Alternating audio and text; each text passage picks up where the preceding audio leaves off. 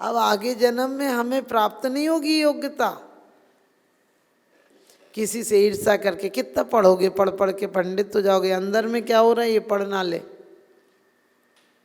तो छोटी छोटी बातों से अपन कर्म बांध लेते हैं। कोई कहीं तीर्थ यात्रा के विचार बना, रहने दो ना, क्या करोगे। कोई दान देने के बना, कितना दान दोगे, देते ही रहोगे क्या, घर में क्या बचेगा। कभी सोचो इतना हमको मिला है, और ये नहीं कि अकेले पैसे का दान। हमारे समंतभद्र स्वामी कहते हैं कि तुम्हारे यदि किसी की काम से, क्रोध से, किसी प्रकार से कोई च्युत हो गया हो, उसे पुनः स्थापन कर देना। क्यों स्थापन कर देना? क्योंकि आज भी कोई सम्यक दृष्टि बन गया तुम्हारे द्वारा, कल कालांतर में देशव्रती महाव्रती बनकर मोक्ष चला जाएगा। तो आप लोग भी इस बात को ध्यान रखें कि हमें इसी जन्म में सिर्फ पूजा नहीं करना है, पूजा के साथ साथ हमें कर्मों के क्या करना, आवरण को कम करना है। आवरण को कैसे कम करेंगे? जितनी कोई बात हो गई, एक तो होती है हमारे तो दिमाग से निकल ही नहीं रही। यदि सम्यक दृष्टि जीव है तो कहेगा उसकी परिणति थी, उसने जो कुछ किया उसकी परिणति थी, मैं अपनी परिणति को विचलित नहीं होने दूंगा। क्योंकि क्या कहा उन्होंने दूसरे में, देश्यामी समीचीनम धर्मम कर्म निवर्णम संसार दुखता सत्वानियो धरतुत्व में सुख है। कहते हैं धर्म उत्तम सुख में पहुंचा देता है। ये जो धर्म हम पूजा पाठ कर रहे हैं ये तो धर्मात्माओं का पहचान है, ये धर्म नहीं है। क्योंकि सच्चा धर्म तो वो है जो कर्मों को रोक दे, पाप आश्रम को। अभी हमारी भूमिका में शुभाश्रम नहीं रुक सकता है, हमारी भूमिका में, आपकी भूमिका में। अभी हम चाहें कि शुद्धोपयोग में लीन हो जाए, हो पाएंगे क्या? शुभ तो आया नहीं, अभी हमारे घर का कचरा तो निकला नहीं गई, तो यहाँ घर में सुगंध कहाँ से आएगी? घर का कचरा निकालो। इसलिए पुरुषार्थ पूर्वक हमें, पुरुषार्थ आप पूजन करते हो, पाठ करते हो, ध्यान करते हो, क्यों करते हो? पूजा के समय क्या भाव आना चाहिए? आप ही बताओ कौन से भगवान है? वीतराग भगवान है। मंदिर किसका प्रतीक है? मंदिर किस चीज का प्रतीक है? भगवान कौन से भगवान है? माने नहीं, किसकी प्रतिमा होती है? अरिहंत की होती कि सिद्ध की होती है? प्रतिमाएं अरिहंत रूप में होती हैं, लेकिन अब अरिहंत हैं क्या ये? आप बहुत सुंदर बात, अब सिद्ध हो गए। क्योंकि शाम की क्लास में मैं पढ़ाती हूँ, अरिहंत कब तक अरिहंत रहते हैं? जब तक उनके चार कर्म भी बाकी हैं, चार नष्ट किए हैं, तब तक अरिहंत रहते हैं। आयु के अंत में चार अघातिया भी नष्ट कर कर सिद्ध हो जाएंगे। क्योंकि आप सबको पता होगा तो घातिया क्यों घाते हैं? क्योंकि घातिया की सारी प्रकृतियां अशुभ हैं। इसलिए परमात्मा के दो भेद बताए हैं, अरिहंत और सिद्ध। अरिहंत अपने आप में कहता अरि यानी शत्रुओं को जिन्होंने नष्ट कर दिया गए, और शत्रु नष्ट हो जाएं तो क्या होगा? बाद के अघातिया तो नियम से बेचारे चले ही जाते हैं, वो तो जली हुई रस्सी के समान है, दिख तो रहे हैं लेकिन बांधने का काम नहीं कर रहे हैं। तो आज हम सबको संकल्प लेना है कि कोई बात नहीं, तीव्र ज्ञानावर्ण का उदय है हमारा, तो हमको ज्ञान का क्षयोपम ज़्यादा नहीं, याद नहीं हो पाता है, लेकिन फिर भी हम अपने उपयोग को पुरुषार्थ पूर्वक किस में लगाएंगे? कोई जिनवाणी स्वाध्याय शास्त्र हो रहा है, हम सुनने जरूर बैठेंगे। क्योंकि सुनने मात्र से, एक सूत्र सुन लो तो असंख्यात गुणी निर्जरा हो जाती है। तो हमें सुनना है, क्योंकि हमारी जिज्ञासा तो है इसके प्रति कि हम सुन के कुछ कल्याण करें।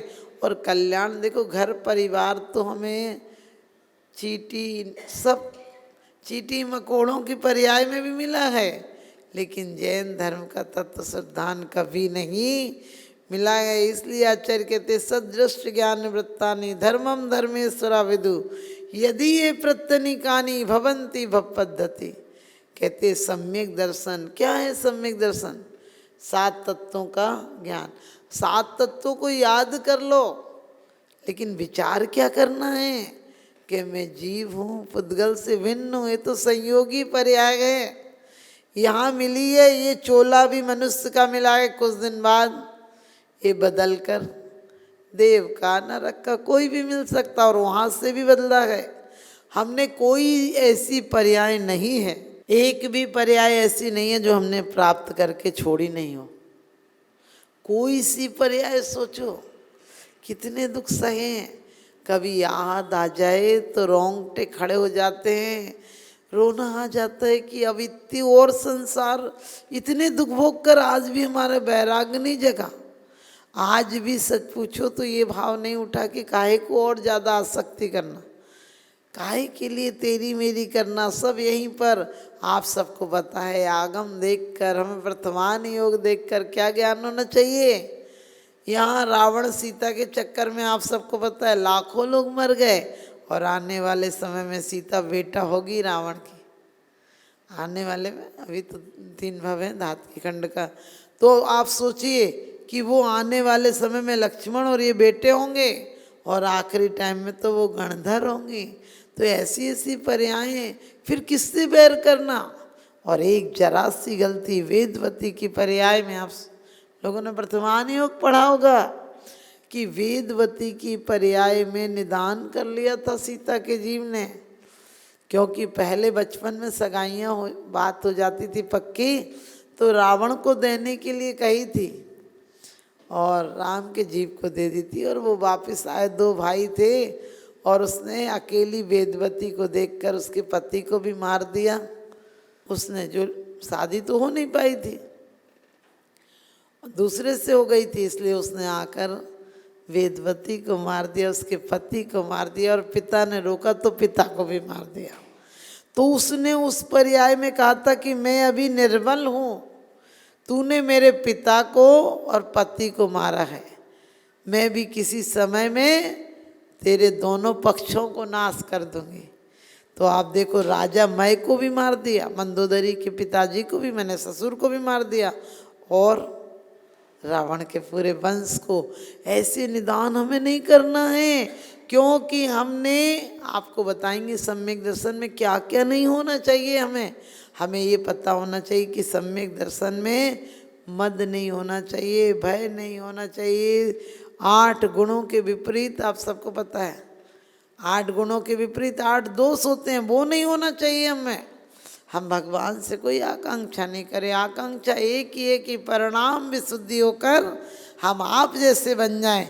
लेकिन आज हमारी परिणाम विशुद्धि नहीं होती है। हम परिणामों में तो वही पूजा की कुछ लाइनें पढ़कर जल चढ़ा देते हैं, लेकिन कभी सोचा जल जैसा निर्मल स्वभाव लाना है। अकेले जल चढ़ाने से थोड़ी ना कुछ होगा।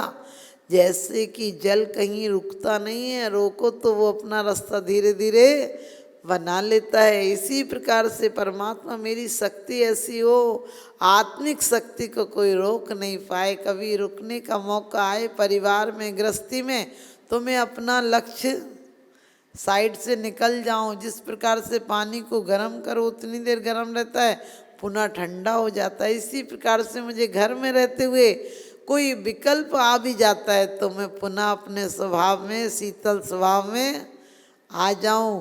पानी जब गिरता है तो बहुत कुछ मिट्टी लेता है, लेकिन धीरे धीरे आगे चलकर मिट्टी को, कचड़े को छोड़ता जाता है, निर्मल हो जाता है। इसी प्रकार से परमात्मा में अनादिकाल से इन द्रव्य कर्म, भाव कर्म, 9 कर्मों के चक्कर में पड़कर मेरी आत्मा मलिन नहीं होती, आत्मा पे मलिनता चढ़ जाती है। आत्मा तो आज भी हमारी और आपकी आत्मा कर्मों की अपेक्षा हटा दो तो क्या है, सिद्धों के समान शुद्ध है। वही अनंत चतुष्टय तो हमारे अंदर है, लेकिन हमारा अनंत चतुष्टय दर्शन, ज्ञान, सुख, वीर सब एक भी उद्घाटित नहीं हुआ है। क्योंकि आपको पता है, घर में इतना धुआं हो, इतना कोई चीज़ ऐसी हो, लेकिन आपको तत्काल कुछ नहीं दिखता है। जैसे ही आप दरवाजे खोल दो तो धीरे धीरे धुआं निकल जाता है, कमरे में दिखने लगता है। तो ऐसी जब तक हमारी परिणति बाह्य पदार्थों में लगी है तब तक हमें अपनी आत्मा की अनुभूति नहीं हो रही है। अभी आपको बताया जैसे जल है तो क्या करता है, मल को धो देता है। बहुत सुंदर बात कही है समंत्रभद्र स्वामी ने, ग्रह कर्म नापि नित्यम खलु ग्रही विमुक्ता नाम अतिथि नाम प्रतिपूजा रुदम मलम धावते बारे, कि तुम्हारे ग्रस्त के पाप साधु वृत्तियों की सेवा करने से धुल जाते हैं। क्यों? क्योंकि उन्होंने घर छोड़ा है।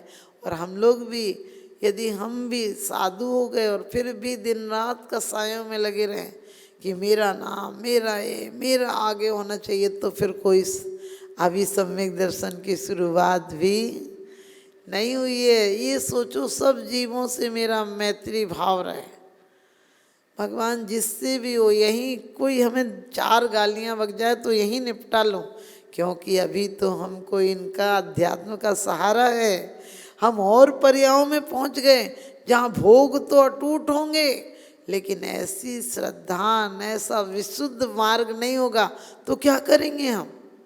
इसलिए हम सबको कोशिश करना है कि पूजन के 8 अंग आपको किसी दिन बताएंगे, लेकिन अभी आप यही सोचना, आपको जल अकेले का बताए, इतना कभी विचार आता है क्या? उठाते हैं चम्मच से और जल डाल दिया, हो गया जन्म जरा मृत्यु विनाश है। जल चढ़ाने से कहीं जन्म जरा मृत्यु विनाश होती है क्या? आप क्या कहते हैं भगवान को जब स्थापना करते तो क्या कहते हैं? अत्र अवतर, यहाँ आओ। और कहाँ आओ? हाँ, ठाठा। और क्या कहते हैं? मम सन्निधिकरण। आप क्या कह रहे हो? भगवान को यहाँ नहीं बुला रहे हैं, हम परमात्मा आपकी पूजा करने बैठे हैं। तो क्या कर रहे हैं? आप यहाँ तो नहीं आओगे, लेकिन मेरे हृदय में आ जाओगे। तो मेरे हृदय में आपका कोई रिश्तेदार आता तो क्या कहते हो कि यार आप इतनी दूर क्यों बैठे, रुको नहीं, आए हो तो 1-2 दिन रुको।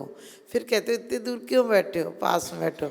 फिर कभी कभी अपन जब ज़्यादा प्यार होता तो कहते आप तो 1 सेकंड को मेरे दिमाग से निकलते ही नहीं हो। ये है पूजा का अर्थ। अकेले पीले चावल 3-9 लोग, कहीं पुराने शास्त्रों में नहीं आया है कि 3 चढ़ाना है, 9 चढ़ाना है। वो तो अपन ने धीरे धीरे ये पूजन पद्धतियाँ बन गई हैं। तो आप सबको आज यही उद्देश्य लेके जाना है कि भगवान आप वो जो आपने कर्म कालिमा, जो ऐसे कठोर थे जिनमें सारी अशुभ प्रकृतियाँ ही थीं। घाती कर्म में एक भी शुभ प्रकृति नहीं है, आघाती में शुभ भी हैं और अशुभ भी हैं। कुछ आयु शुभ है, कुछ आयु अशुभ है, कुछ उच्च गोत्र है, कोई नीच गोत्र है, कोई आपको पता है कि नाम कर्म शुभ भी है और अशुभ भी है। ऐसे गोत्र ऊंचा भी है और नीचा भी है। तो आप सोचो, आघातिया तो हमें ज़्यादा बाधा देते ही नहीं है, लेकिन घातिया चले जाएं। और घातिया जाने के लिए हम कम से कम सम्यक दर्शन तो प्राप्त करके जाएं। एक बार हमें सम्यक दर्शन प्राप्त हो जाए तो हम कहाँ कहाँ नहीं जाएंगे। यदि आयु बांध ली होगी तो पहले नरक में जाना पड़ेगा। और नरकों में भी सम्यक दर्शन होता है। सबसे बढ़िया बात तो ये देखो, नरकों में भी सम्यक दर्शन होता है। वहाँ भी क्या बताया? धर्म श्रवण, वेदनानुभव और जाति स्मरण। धर्म श्रवण तीसरे नरक तक है, उसके आगे धर्म श्रवण नहीं है। वेदनानुभव है। हमारे मनुष्य गति में वेदना अनुभव नहीं है, क्योंकि हमको इतनी वेदना नहीं होती कि हम बर्दाश्त नहीं कर सकें। और जब इतनी होती तो हम बेहोश हो जाते हैं।